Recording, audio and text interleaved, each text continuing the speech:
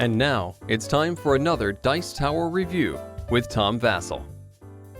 Folks, today we're taking a look at a game called Monster Trap. This is for 6 and older, and this is a game in which you are going to form a team with somebody else, use some levers, and move a monster around without making him fall as quickly as you can.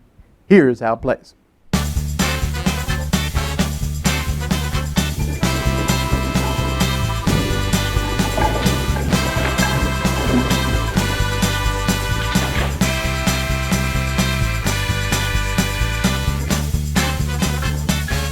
Okay, so the first thing we need to do is there's some setup that's involved in the game. You're going to be putting these sliders in. These sliders work like this. They have these handles on the end, and you just put them in like that, and then you're going to slide it all the way through to the other side and put in the other handle like that.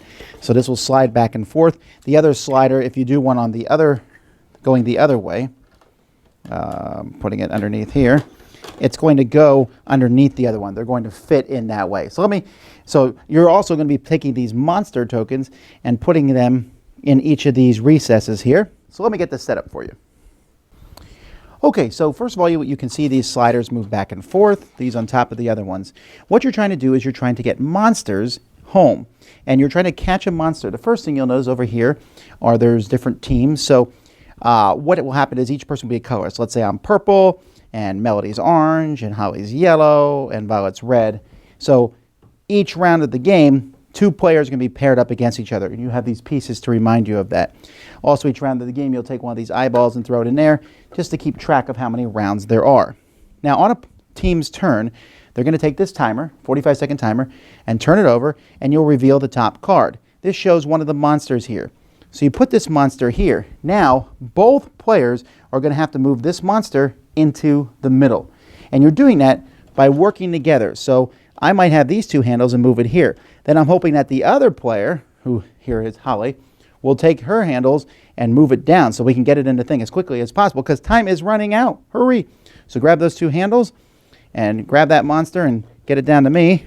So down here, and then I move it over here, and she moves it there, then I move it like that, and it goes in. Great. Now, if it ever falls over, you have to go back to the start. So that's a problem if that happens, or for some reason you make it go out of the maze. So you have to start over again. And that's it. As soon as you find it, we draw another one, green, and we put it here. And I move it like this, and oh no, we didn't have the things out. We got to start it over again. All the way out. Here we go.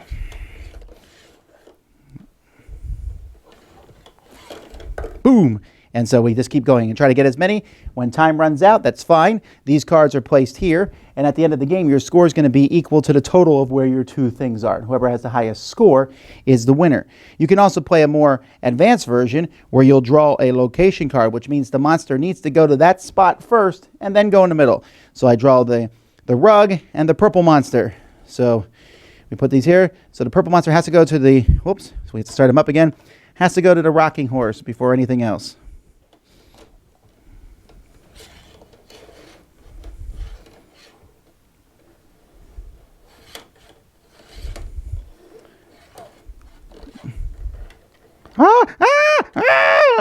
He fell over. So then we'd have to start over, but we get him to the rocking horse and he's in. And that's how you play. Most points is the winner. Well, that's that. I really do think this is a fun game. It's fun because the teams change over the course of the game. So if me and Ruby are on a team once, and then Ruby's on a team with Mom, and Mom's on a team with Claire, and then Claire's on a team with me, and so we can go back and forth, and that's fun. The game is based on that timer, right? You saw us doing it in the thing. If we move slowly, you can always get it there. But that timer, you're trying to get as many cards as you can, because the difference of getting 4 monsters home or 5 monsters home is definitely going to be determine who wins the game. The game is all about this mechanism in here. I think it works really well. I think it's a fascinating, interesting idea for a game. I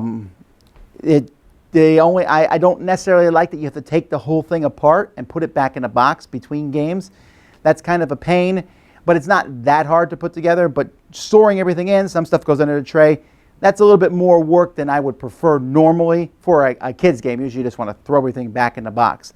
However, the variety is going to be different each game. You're going to have the monsters in different locations, and you don't know what cards are coming up. the monsters are also the cute type. It looks like most of them escaped from Monsters Incorporated. So that's a good thing. Overall, it's fun. It's a fun game for people to watch. As the other people watching, you're sitting there because you get to shout out escape. If the monster falls over, you're like, escape! That monster escaped, and then the other people have to start it over again. And that can be a lot of fun. So Monster Trap, it works especially well for lower elementaries, but it also works well in a group setting with families because your parents, you're playing with the kids. You're working together as a team, so it has that bit of teamwork. But at the end, there's also one winner. So I like this style a lot. I guess my biggest complaint would be, why did they just stick in more puzzle pieces? Why not have this for 6 players? You can have 6 teams. That seems like it would have worked well too, but we just played it that way anyway. That's Monster Trap. Check it out for the kids. Dice Tower Judgment, kid approved! Thanks so much for watching the Dice Tower videos. Find more great videos and reviews as well as our top-rated audio podcast at Dicetower.com. You can also find other great shows at Dicetowernetwork.com. I'm Eric Summerer, and you've been watching The Dice Tower. The Dice Tower is sponsored by Cool Stuff Inc., where you can find great games for great prices. Cool stuff in stock. Check them out at CoolStuffInc.com. Shut the door.